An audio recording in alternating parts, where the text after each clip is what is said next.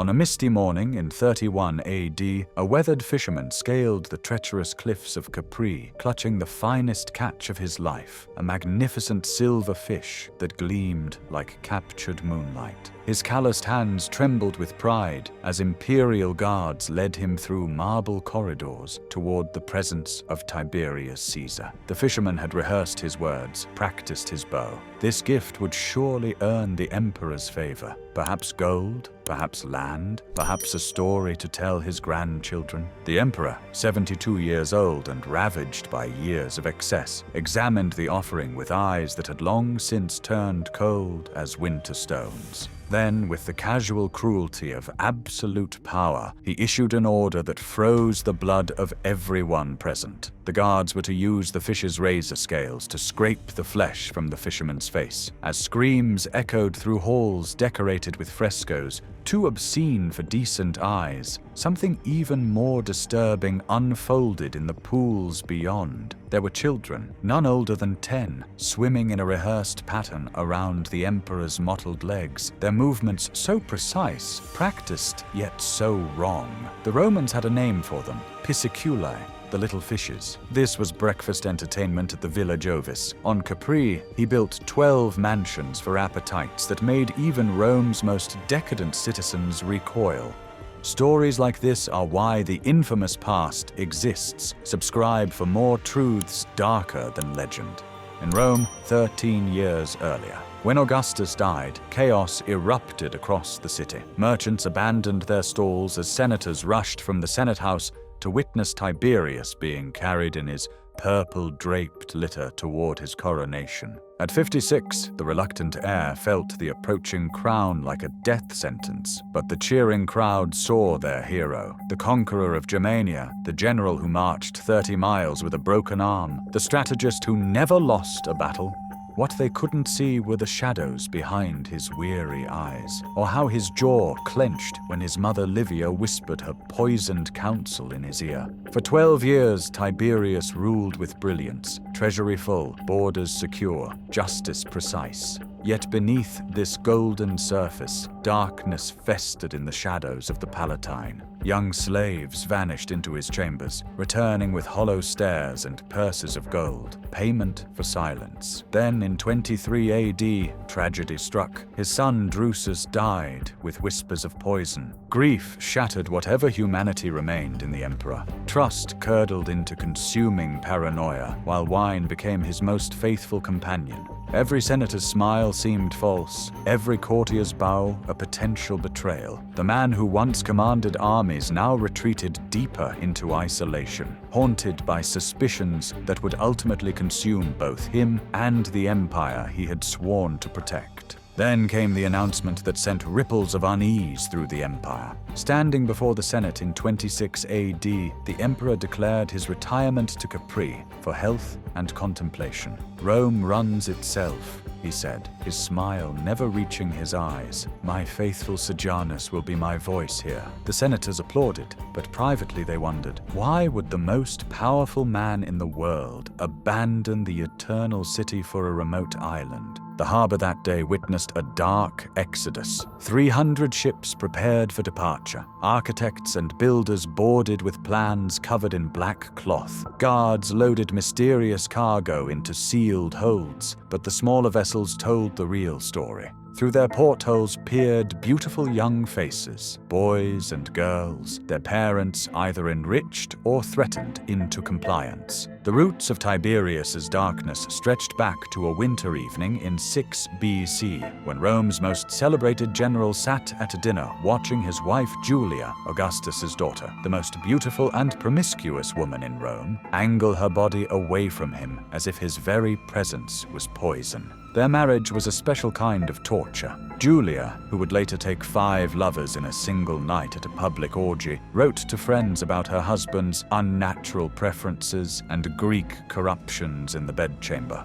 For a woman with no boundaries to find it repulsive, suggested depths even Rome hadn't explored. Tiberius fled to Rhodes for 7 years rather than endure another night in that marriage bed.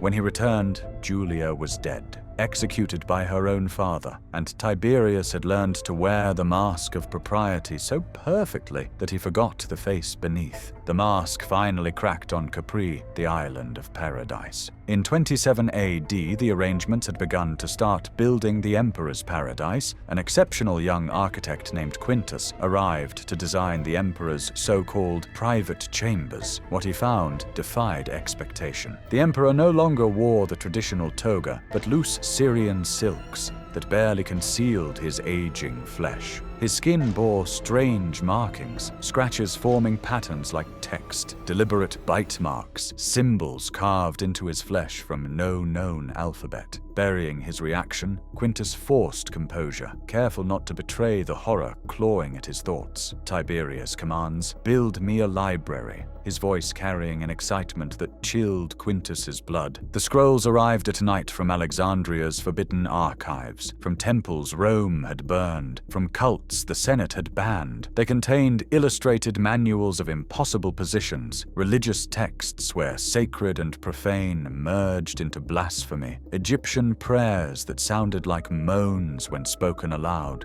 Now build me rooms where these fantasies become flesh. The construction of the Solaria began, secret chambers accessible only through hidden passages. Each room became a stage for degradation, temples defiled, bathhouses perverted, fantasies made flesh. The methodical training of the Pisciculi revealed the true depths of imperial depravity. They arrived in cages meant for exotic birds. The children, aged 5 to 10, selected for beauty and malleability. Their education followed a precise curriculum. First, swimming lessons that had nothing to do with survival in water. They learned to hold their breath for impossible lengths, to move in formations that allowed them to caress the emperor while he bathed, to use their mouths underwater in ways that turned the pool into something unspeakable. Sweets laced with opiates ensured compliance and created dependencies that guaranteed cooperation. Survival on Capri came through an unexpected friendship with a girl named Claudia, 15 years old, daughter of a merchant who couldn't pay his taxes. 2 years on Capri had taught her the brutal wisdom of endurance. She showed newcomers which wines contained substances that destroyed inhibition, which performers knew the emperor's next selections, how to be useful enough to avoid the worst fates, but not so special as to never leave. "Claudia Marcella," she said one evening, watching the sun bleed into the Bay of Naples. "That was my name.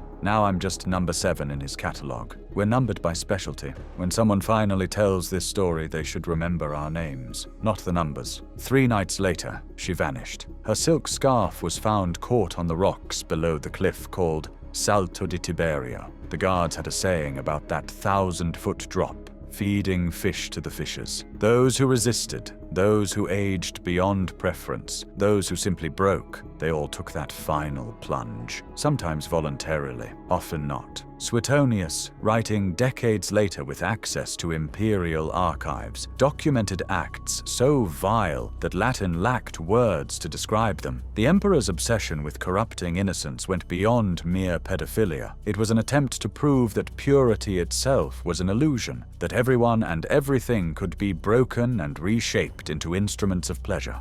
By March of 37 AD, the god's justice had taken the form of biological revenge. At Macenum, where the emperor had fled seeking better physicians, his body became his torturer. Tumors clustered in his groin like grapes of agony. His flesh rotted while he still inhabited it, producing a stench that no amount of Persian perfume could mask. The very organs he had used as weapons of violation had transformed into sources of unendurable pain. The emperor, who had inflicted countless agonies, couldn't urinate without screaming. When Macro, the Praetorian prefect, finally pressed a pillow over the emperor's face, no one in the room moved to stop him. The man who had held absolute power died powerless, betrayed, alone, and unmourned.